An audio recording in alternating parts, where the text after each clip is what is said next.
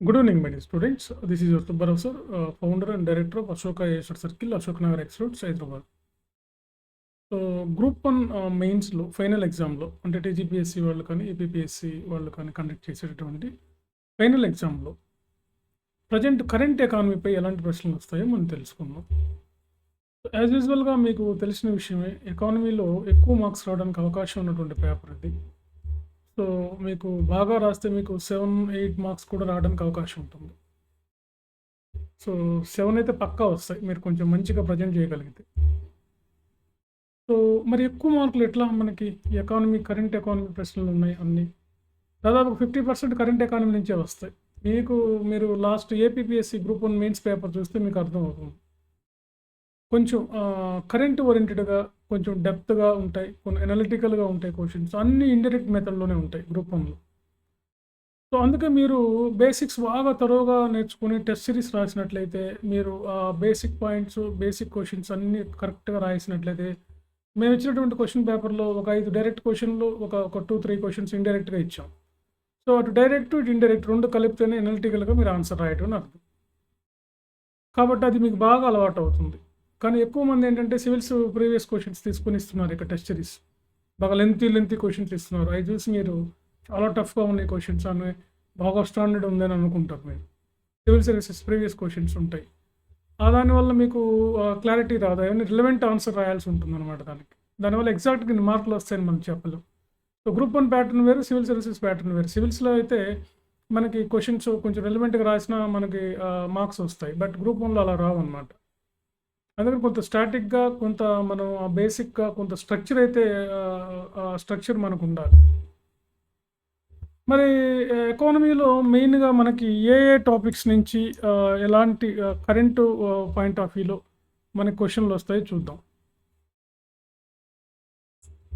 మనం ఫస్ట్ చూసినట్లయితే national income. మనకి ఈ నేషనల్ ఇన్కమ్ మీద అన్ని కరెంట్ క్వశ్చన్లే ఉంటాయి నాకు తెలిసినంత వరకు. దాదాపుగా నేషనల్ ఇన్కమ్ అంతా కరెంట్ క్వశ్చన్సే ఉంటాయి. మెయిన్గా నేషనల్ ఇన్కమ్లో వీళ్ళు గ్రోత్, డెవలప్మెంట్ మీద ఫోకస్ చేస్తారు. సో ఇండియా గ్రోత్ రేట్స్ ఏంటి, ఎందుకు జాబ్లెస్ గ్రోత్ ఎకానమీ అంటున్నాం. సో కాబట్టి నేషనల్ ఇన్కమ్లో ట్రెండ్స్ ఎలా ఉన్నాయో చూడండి. లాస్ట్ 1 డికేడ్ నుంచి ఒక దశాబ్దం నుంచి జాతీయ ఆదాయంలో వచ్చే ధోరణులు, ఆ చేంజెస్ ఏంటి, ఆ మార్పులు ఏంటి అనేది మీరు బాగా ఫోకస్ చేయాలి.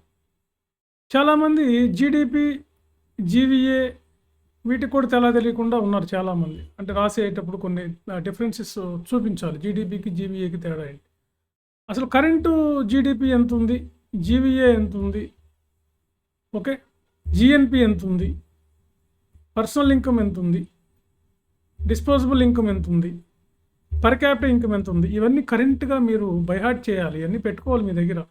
23-24 సర్వేని బేస్ చేసుకొని మీరు ఇదంతా నేర్చుకోవాల్సిందే. ఖచ్చితంగా సర్వేని బేస్ చేసుకుని ఈ పాయింట్స్ అన్నీ మీ ఆన్సర్లో పెట్టాల్సిందే. బడ్జెట్ తీసుకోండి. మొన్న పెట్టిన బడ్జెట్ 24-25 బడ్జెట్ అనాలిసిస్ కూడా మీ దగ్గర పెట్టుకోవాల్సింది. నేషనల్ ఇన్కమ్ ఏదైతే మనకు ఖచ్చితంగా కరెంట్ ఓరియంటెడ్ క్వశ్చన్స్ రావడానికి అవకాశం ఉంది. అవి కూడా మెయిన్గా గ్రోత్ మీద, డెవలప్మెంట్ మీద, నేషనల్ ఇన్కమ్ ట్రెండ్స్ మీద, ఆ ధోరణుల మీద, గ్రోత్ రేట్స్ మీద కూడా క్వశ్చన్ అడగచ్చు. వృద్ధి రేట్లు ఎలా ఉన్నాయని. ఉపాధి లేని వృద్ధి రేటు అంటున్నాం మనం. ఉపాధి లేని వృద్ధి రేటు చర్చించండి, కామెంట్ అంటారు. ఇండియన్ ఎకానమీ ఉపాధి లేని వృద్ధి రేటు అని. వృద్ధి రేట్ ఏమో మనకి 7-9% మధ్యలో ఉంటుంది. బట్ నో ఎంప్లాయ్మెంట్ అయితే మనకు లేదు. ఎందుకు, కారణాలు ఏంటి, ఇలాంటి క్వశ్చన్స్ మనం ఎక్స్పెక్ట్ చేయొచ్చు నేషనల్ ఇన్కమ్ మీద. బేసిక్గా నేషనల్ ఇన్కమ్లో వచ్చినటువంటి న్యూ ట్రెండ్స్ ఏమున్నాయి అవి కూడా మనకు క్వశ్చన్ అడుగుతానికి అవకాశం ఉంది. Okay, right. నెక్స్ట్ మనకి ప్లానింగ్ సిస్టమ్ చూడండి. ప్లానింగ్ సిస్టంలో కరెంట్ పాయింట్ అంటే నేను ఇప్పుడు కరెంట్ పాయింట్ ఆఫ్ వ్యూలో క్వశ్చన్స్ మాత్రం డిస్కస్ చేస్తున్నాను. ప్లానింగ్ సిస్టంలో కరెంట్ పాయింట్లో క్వశ్చన్ అంటే మనకి డైరెక్ట్గా నీతి ఆయోగ్ యొక్క పర్ఫార్మెన్స్ ఎలా ఉంది, నీతి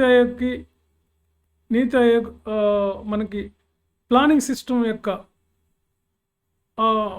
లక్ష్యాలను, ఆబ్జెక్టివ్స్ని ఇది ఫుల్ఫిల్ చేసిందా లేదా, నీతి ఆయోగ్ యొక్క ఫ్యూచర్ ప్లాన్స్ ఏంటి, సో నీతి ఆయోగ్ యొక్క మెయిన్ ఫంక్షన్స్ ఏంటి?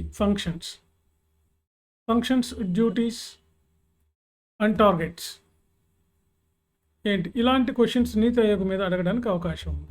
నీతి ఆయోగ్కి, ప్లానింగ్ కమిషన్కి ఉన్నటువంటి డిఫరెన్స్ ఏంటి? ఆ డిఫరెన్స్ ఏంటి? థింక్ ట్యాంక్ పాలసీ ఏంటి? బాటమ్ టు అప్ పాలసీ ఏంటి? ట్రికిల్ డౌన్ ఏంటి?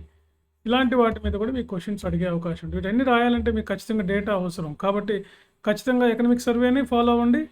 యాజ్ యూజువల్గా స్టేట్ ఎకనామిక్ సర్వేని కూడా ఫాలో అవ్వండి, సోషియో ఎకనామిక్ సర్వేని.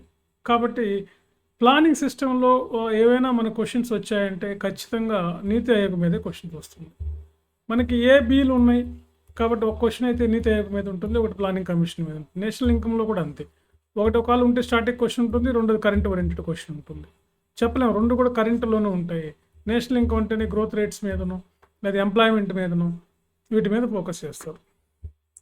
నెక్స్ట్ చూడండి, పావర్టీ అన్ఎంప్లాయ్మెంట్లో ఈ టాపిక్లో కూడా చూస్తే మనం అన్ని కరెంట్ క్వశ్చన్సే వస్తాయి. పావర్టీ యొక్క ట్రెండ్స్ ఏంటి, పావర్టీ మెజర్స్ ఏంటి, పావర్టీని ఎలా కొలుస్తాం, గవర్నమెంట్ రీసెంట్గా పావర్టీ ఎరాడికేషన్ ప్రోగ్రామ్స్ ఏంటి, poverty as well as in unemployment measures ఏంటి, అన్ఎంప్లాయ్మెంట్ని ఏ విధంగా మనం అంచనా వేస్తాం, ఏ విధంగా కొలుస్తాం, అన్ఎంప్లాయ్మెంట్ స్టేటస్ ఎలా ఉంది ఇండియాలో, అన్ఎంప్లాయ్మెంట్ మనకి ఎలా ఉంది, అన్ఎంప్లాయ్మెంట్ స్ట్రక్చరల్ అన్ఎంప్లాయ్మెంటా లేకపోతే ఎట్లా. సో ఈ విధంగా లేటెస్ట్గా పావర్టీకి సంబంధించినటువంటి ఫుల్ డేటా మీకు కరెంటు డేటా మీ దగ్గర పెట్టుకోండి. సర్వేల్లో బడ్జెట్లో ఉంటుంది. ఖచ్చితంగా మీరు ఎకానమీలో డేటా రాయకపోతే మంచి మార్క్స్ రావు. ఖచ్చితంగా మీరు new data, authenticated data, new data రాయాలి. లైక్ IMF, వరల్డ్ బ్యాంక్, నీతి ఆయోగ్, ఆర్బీఐ, తర్వాత finance ministry, NSSO, CSO. Okay, so ఇలా మనం ఈ డిపార్ట్మెంట్స్కి సంబంధించినటువంటి సమాచారాన్ని మనం అక్కడ ఇవ్వాలి. ఓకే, ఫినాన్స్ మినిస్ట్రీకి సంబంధించి ఏం చెప్తుంది మనకి, తర్వాత ఇలా సెబీ వాళ్ళు ఏం చెప్తున్నారు, ఇలాంటి అన్నీ కూడా మీరు ఉండాలి. పావర్టీ అన్ఎంప్లాయ్మెంట్లో రీసెంట్ ట్రెండ్స్ ఏంటి, మెజర్స్ ఏంటి, మనకి మల్టీ డైమెన్షనల్ పావర్టీ ఇండెక్స్ ఏంటి, MMPI multi modal poverty index ఏంటి. సో ఇలా లేటెస్ట్ సంబంధించినటువంటి క్వశ్చన్స్ పావర్టీ మీద అడుగుతారు అన్ని. అంతేగాని పాత ఈ పావర్టీ కారణాలు ఏంటి అనేది అడగరు. అది బేసిక్ క్వశ్చన్ అనమాట. మీరు అవన్నీ రాసుకొని ఉండుంటే ఇక్కడ ఎలాంటి క్వశ్చన్ ఇచ్చినా మీరు రాయగలుగుతారు. అంటే పావర్టీ కాజెస్ ఏంటి, దాని ఎఫెక్ట్స్ ఏంటి, మెజర్స్ ఏంటి, ఇది కానీ మీకు బేసిక్గా ఇది నేర్చుకొని ఉంటే మీరు ఇలాంటి ఇండైరెక్ట్ క్వశ్చన్ వచ్చినా కానీ you can easily answer the question అనమాట. సో పావర్టీలో ఇలాంటి ట్రెండ్స్ ఉంటాయి. ఖచ్చితంగా మీరు పావర్టీకి సంబంధించిన latest data, the poverty growth rate ఎంత ఉంది, అన్ఎంప్లాయ్మెంట్ గ్రోత్ రేట్ ఎంత ఉంది, ఈ డికేడ్ గ్రోత్ రేట్ ఎంత ఉంది, ప్రజెంట్ గ్రోత్ రేట్ ఎంత ఉంది. ఓకే, ఇలా లేటెస్ట్ ఇన్ఫర్మేషన్ ఖచ్చితంగా మీ దగ్గర ఉండవలసిందే. ఇక మనీ అండ్ బ్యాంకింగ్లోకి రండి. మనీ అండ్ బ్యాంకింగ్లో కంప్లీట్గా ఇది కరెంట్ ఓరియంటెడ్ క్వశ్చనే ఉంటుంది. దీంట్లో ఎక్కడి నుంచైనా అడగచ్చు. ముఖ్యంగా బ్యాంక్స్ మీద అడుగుతారు. బ్యాంక్స్ క్రప్సీ ఏంటి, బ్యాంక్ క్రప్సీ అంటే ఏంటి, బ్యాంక్స్ యొక్క ఛాలెంజెస్ ఏంటి, బ్యాంకింగ్ రంగం ఎదుర్కొంటున్న సమస్యలు ఏంటి, తర్వాత బ్యాంకింగ్ రిఫార్మ్స్ మీద కూడా మనకు క్వశ్చన్స్ అడగచ్చు. సో ఇంకా banking how the banking system strengthen our financial sector in the country, how the banks are help to the financial inclusion in the country. So financial inclusion కోసం banks ఏం చేస్తున్నాయి, ఆర్థిక పునర్నిర్మాణం కోసం, ఎకనామిక్ రీకన్స్ట్రక్షన్ కోసం banks role ఏంటి, banking structure ఏంటి, ఇలాంటివి అడుగుతారు. కాబట్టి ఖచ్చితంగా మీరు బ్యాంకుకి సంబంధించిన లేటెస్ట్ ఇన్ఫర్మేషన్ మీ దగ్గర ఉండాల్సిందే.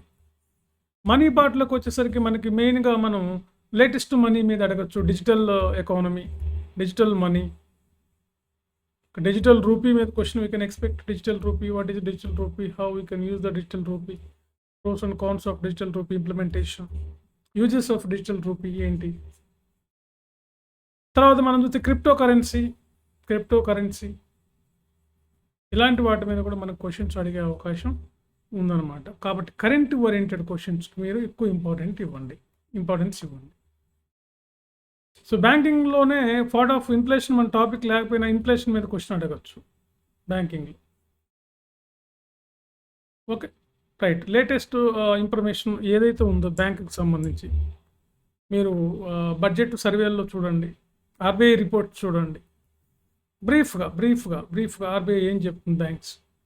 క్రెడిట్ పాలసీ మెయిన్గా న్యూ క్రెడిట్ పాలసీ ఏంటి, ఆ పాలసీలో రెపో ఎంత ఉంది, రివర్స్ రెపో ఎంత ఉంది, బ్యాంక్ రేట్ ఎంత ఉంది, సిఆర్ఆర్ ఎంత ఉంది, ఎస్ఎల్ఆర్ ఎంత ఉంది, మార్జినల్ రేట్ ఎంత ఉంది, ప్రైమరీ రేట్ ఎంత ఉంది, marginal facility lending rates. So ఇలా బ్యాంకింగ్ సెక్టర్ మీద ఇలా మీరు ఓవరాల్గా బ్యాంకింగ్ మెర్జింగ్స్ మీద కూడా క్వశ్చన్ అడగచ్చు. ఎందుకు బ్యాంకింగ్లో మెర్జింగ్ చేస్తున్నారు? ఆల్రెడీ మనకి ఫస్ట్ 19 బ్యాంక్స్ ఉంటే తర్వాత 17 అయ్యాయి, తర్వాత 12 అయినాయి government banks. Private sector banks పెరుగుతున్నాయి, 49 దాకా ఉంది అప్రాక్సిమేట్లీ. మరి ఎందుకు ఇట్లా బ్యాంకింగ్ సెక్టర్ అవుతుంది? కరెంటు క్వశ్చన్స్, ఇలాంటి కరెంటు టాపిక్స్, కరెంటు ఇన్ఫర్మేషన్ ఇస్తేనే మీకు ఎక్కువ మార్క్స్ వస్తాయి. I come to the taxation, public finance. దీంట్లో అయితే పక్కా కరెంట్ క్వశ్చన్సే వస్తాయి. దీంట్లో మెయిన్గా డైరెక్ట్ ట్యాక్సెస్ మీద కానీ ఇండైరెక్ట్ ట్యాక్సెస్ మీద కానీ ఈ రెండు మిస్ అయితే జిఎస్టీ మీద క్వశ్చన్ వస్తుంది. GST how strengthen our economy, how GST strengthen our taxation, our physical policy. మన ఫిజికల్ పాలసీని ఎలా ఇది స్ట్రెంథెన్ చేస్తుంది జిఎస్టీ యొక్క అడ్వాంటేజెస్ ఏంటి, డిసడ్వాంటేజెస్ ఏంటి, జిఎస్టీలో ట్రెండ్స్ ఏంటి. లాస్ట్ మనకు జిఎస్టీ పెట్టి ఆల్మోస్ట్ 2017 అనమాట. దగ్గర మనకు 7 years అవుతుంది. సో లాస్ట్ 7 yearsలో జిఎస్టీ యొక్క ఇంపార్టెన్స్ ఏంటి, జిఎస్టీ వల్ల మనకి ఏంటి, ఇలా జిఎస్టీ మీద క్వశ్చన్ మనం ఎక్స్పెక్ట్ చేయొచ్చు. ఓకే, తర్వాత ట్యాక్స్ స్ట్రక్చర్ మీద ఎక్స్పెక్ట్ చేయొచ్చు క్వశ్చన్. ముఖ్యంగా మనకి ప్రజెంట్ ఈ ఫిజికల్ పాలసీలో ట్యాక్స్, ఇండైరెక్ట్ ట్యాక్సెస్, ఈ ఎట్లా మనకి రిసోర్స్ అనమాట. ట్యాక్సబుల్ ఇన్కమ్ ఎలా ఉంది అంటే గవర్నమెంట్ రిసోర్స్, గవర్నమెంట్కి వచ్చే రిసోర్స్ ఎలా ఉంది, ఎకనామిక్ రిసోర్స్ ఎలా ఉంది, tax revenue, non tax revenue, వీటి మీద ఫోకస్ చేయండి. బడ్జెట్ కంపల్సరీ చూడండి. ఇది బడ్జెట్ అయితే మనం ఖచ్చితంగా మీరు బడ్జెట్లో చూడాల్సిందే. దాంట్లో డైరెక్ట్ ట్యాక్సెస్ ఎలా ఉన్నాయి, ఇండైరెక్ట్ ట్యాక్సెస్ ఎలా ఉన్నాయి. సో అన్నీ కూడా మీరు how rupee comes, how rupee goes అని ఉంది కదా, అవన్నీ చూసుకోండి. ఆ పర్సంటేజ్లో తీసుకోండి ఎలా ఉన్నాయి ఒక్కొక్క పర్సంటేజ్. కస్టమ్స్ ఎలా, జిఎస్టీ ఎలా, కార్పొరేషన్ ట్యాక్స్ ఎలా ఉంది, ఇన్కమ్ ట్యాక్స్ ఎలా ఉంది, ఓకే, తర్వాత ఎక్స్పెండిచర్ ఎలా ఉంది. తర్వాత దీంట్లో మనం మెయిన్గా ఎక్స్పెక్ట్ చేయడానికి ఇంకొక అవకాశం ఉన్న క్వశ్చన్ ఏంటంటే పబ్లిక్ డెప్ట్, ప్రభుత్వ రుణం. పబ్లిక్ డెప్ట్ మీద ఖచ్చితంగా క్వశ్చన్. ఇది కంప్లీట్గా కరెంట్ ఓరియంటెడ్గా ఉంటుంది కాబట్టి మీరు బడ్జెట్ని ఫాలో అవ్వాల్సింది, బడ్జెట్ సర్వేని ఫాలో అయ్యి ఆన్సర్ రాయాల్సింది. Okay right. తర్వాత పబ్లిక్ ఎక్స్పెండిచర్ మీద కూడా మనం క్వశ్చన్ ఎక్స్పెక్ట్ చేయొచ్చు. ఎక్స్పెండిచర్ మీద, దీని మీద కూడా మనం క్వశ్చన్ ఎక్స్పెక్ట్ చేయొచ్చు. ఇది కూడా లేటెస్ట్ డేటా. బడ్జెట్ తీసుకొని మీరు ఒక పేపర్ మీద నోట్ చేసి పెట్టుకోండి.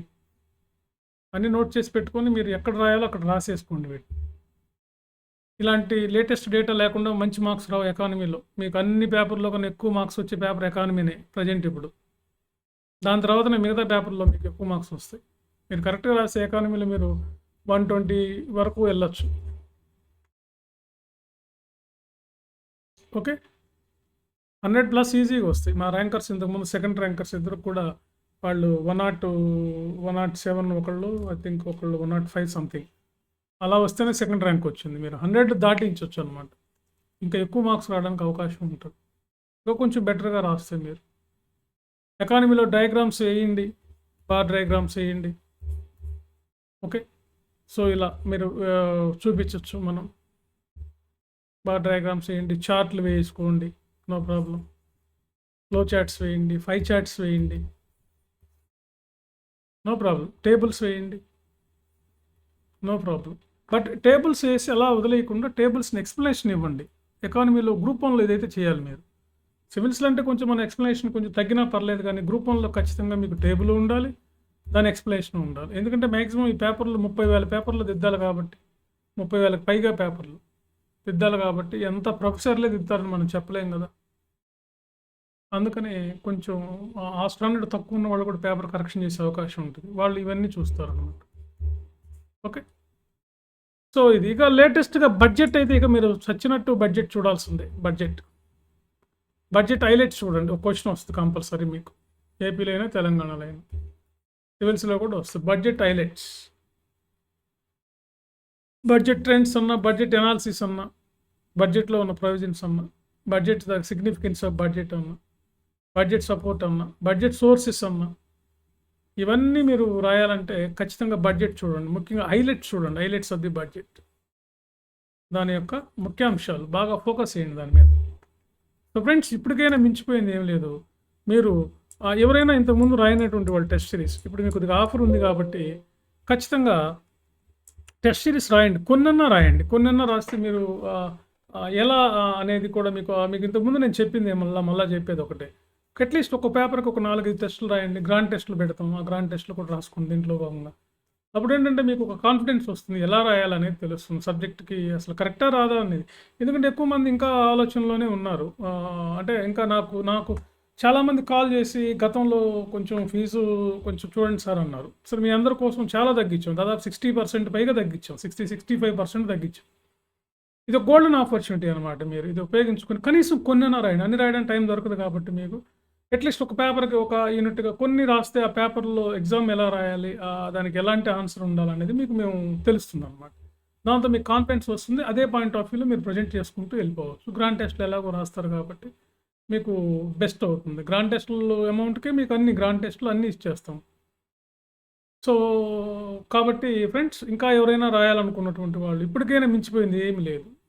మీకు ఎంత నాలెడ్జ్ ఉందో అంత చాలామంది అంతే చేస్తున్నారు. మంచిగా నేర్చుకుంటున్నారు వాళ్ళు. ఒక్కొక్కళ్ళు ఒక 2, 3 టెస్ట్‌లే రాస్తున్నారు. సరిపోతుందనుకుని వాళ్ళు మళ్ళా ప్రిపేర్ అవుతూ ఉన్నారు. No problem. కాబట్టి ఇదొకటి చూసుకోండి. ఇంకా రాయండి. చాలామంది ఈ సంవత్సరం తెలుగు మీడియం వాళ్ళు నేను బాగా ఎంకరేజ్ చేశాను. చాలామంది తెలుగు మీడియం వాళ్ళు బాగా రాశారు. ఇంగ్లీష్ మీడియం వాళ్ళు కూడా బాగా రాస్తున్నారు. సో, ఫైనల్ ఎగ్జామ్‌లో ఎకానమీలో, కరెంట్ ఎకానమీలో ఈ పాయింట్ ఆఫ్ వ్యూలో క్వెషన్స్ వస్తాయి మీకు. ఎందుకంటే అన్ని పేపర్‌లలో బాగా రాస్తున్నారు కానీ ఎకానమీకొచ్చేసరికి మాక్సిమం స్టూడెంట్స్ సేమ్ ప్రాబ్లమ్. వాళ్ళు ఒకటి డేటా పెడితే ఆన్సర్ సరిగ్గా ఉంటలా, ఆన్సర్ సరిగ్గా ఉంటే డేటా ఉన్నట్లా, అసలు కొన్ని క్వెషన్స్ ఎలా రాయాలో వాళ్ళకి ఇంకా తెలియట్లే. బాగా రాసేవాళ్ళు సైతం కూడా ప్రాబ్లమ్ ఉంది దీనికి.